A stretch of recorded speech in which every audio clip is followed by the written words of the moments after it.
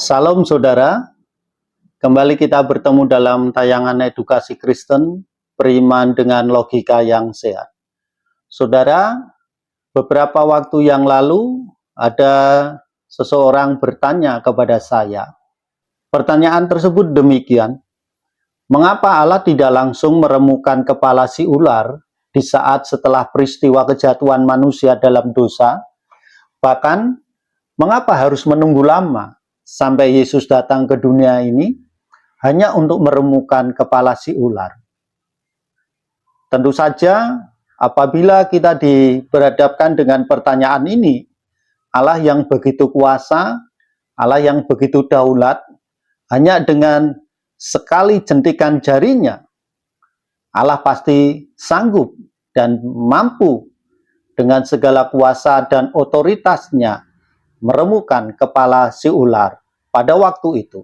Tetapi Allah tidak melakukan hal demikian. Mengapa demikian? Ada beberapa hal yang harus kita pahami bersama, saudara.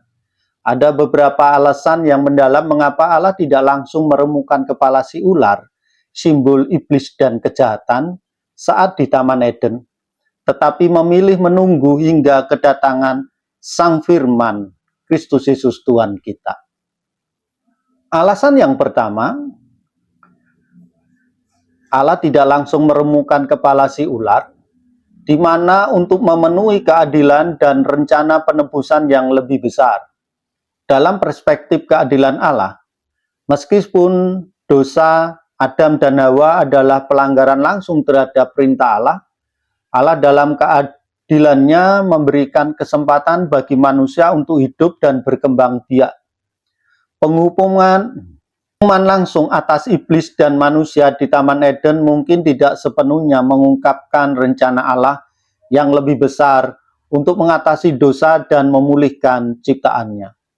Sedangkan dalam perspektif rencana penebusan, janji Allah dalam Kejadian pasal 3 ayat 15, aku akan mengadakan permusuhan antara engkau dan perempuan ini, antara keturunanmu dan keturunannya. Keturunannya akan meremukan kepalamu dan engkau akan meremukan tumitnya. Adalah nubuat pertama tentang kedatangan seorang penebus. Allah menetapkan sebuah rencana di mana kejahatan akan dikalahkan melalui keturunan perempuan, yaitu Yesus Kristus, Tuhan dan Juru Selamat kita yang ajaib. Intervensi Allah secara langsung di Taman Eden akan menggagalkan rencana penebusan yang besar ini.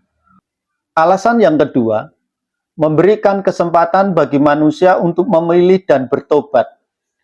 Allah tidak pernah membatasi kehendak bebas manusia. Allah menciptakan manusia dengan kehendak bebas untuk memilih dan mengasihinya secara sukarela. Memusnahkan iblis dan menghukum manusia secara langsung setelah kejatuhan tidak akan memberikan kesempatan bagi manusia untuk belajar dari kesalahan mereka, bertobat, dan memilih jalan yang benar. Allah ingin menyatakan kasih dan kesabarannya. Penundaan penghakiman Allah menunjukkan kasih dan kesabaran Allah yang besar terhadap ciptaannya.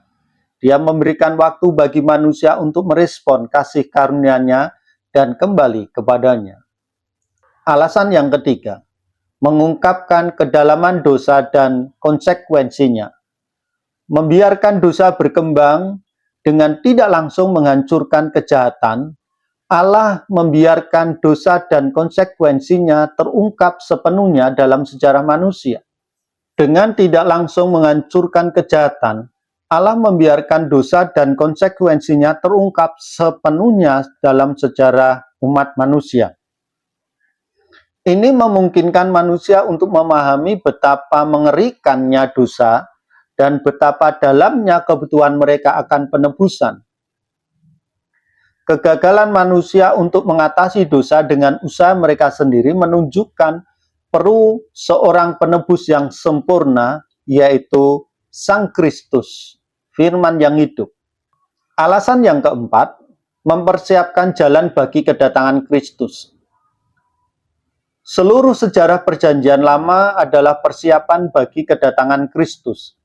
Allah bekerja melalui perjanjian-perjanjian, hukum, nabi-nabi, dan peristiwa-peristiwa sejarah untuk mempersiapkan umat manusia bagi kedatangan Sang Mesias. Kemenangan atas iblis dan dosa tidak mungkin terjadi hanya dengan dikrit ilahi di Taman Eden. Dibutuhkan inkarnasi Allah dalam diri Sang Kristus, yaitu turunnya firman dalam bentuk manusia. Kehidupannya yang tanpa dosa, kematiannya di kayu salib sebagai korban penebusan, dan kebangkitannya yang mengalahkan maut. Alasan yang kelima, menunjukkan kemenangan yang lebih besar dan kekal. Kemenangan Kristus atas iblis dan dosa di kayu salib adalah kemenangan yang lebih besar dan kekal daripada penghancuran langsung di Taman Eden. Melalui kematian dan kebangkitannya, Kristus tidak hanya meremukkan kepala si ular secara simbolis, tetapi juga mengalahkan kuasa dosa, maut, dan iblis secara definitif. Karya Kristus tidak hanya menyelamatkan individu, tetapi juga bertujuan untuk memulihkan seluruh ciptaannya yang telah rusak akibat dosa. Ini adalah proses yang sedang berlangsung dan akan mencapai puncaknya pada kedatangan Kristus yang kedua kali. Ingat saudara, darah Kristus bukan hanya mendamaikan antara Allah dan manusia, tetapi mendamaikan segala sesuatu yang ada di surga dan yang ada di bumi. Dengan kata lain, Allah memiliki rencana yang jauh lebih kompleks dan indah daripada sekedar menghancurkan kejahatan di awal mula. Dia memilih untuk bertindak melalui sejarah, memberikan kesempatan bagi manusia, menyatakan kasih dan keadilannya, dan akhirnya mengalahkan kejahatan secara sempurna melalui pengorbanan dan kemenangan Yesus Kristus. Penundaan penghakiman di Eden adalah bagian penting dari rencana penebusan Allah yang agung bagi umat manusia dan seluruh ciptaannya. Baiklah saudara, demikianlah apa yang bisa saya bagikan tentang sebuah pertanyaan, mengapa pada saat manusia jatuh dalam dosa, untuk yang pertama kalinya, Tuhan tidak langsung meremukkan kepala si ular, tetapi ada sebuah rencana Allah yang lebih kompleks dan kemenangan Allah yang mutlak ketika Sang Kristus itu bangkit dari maut. Puji nama Tuhan, Tuhan Yesus memberkati.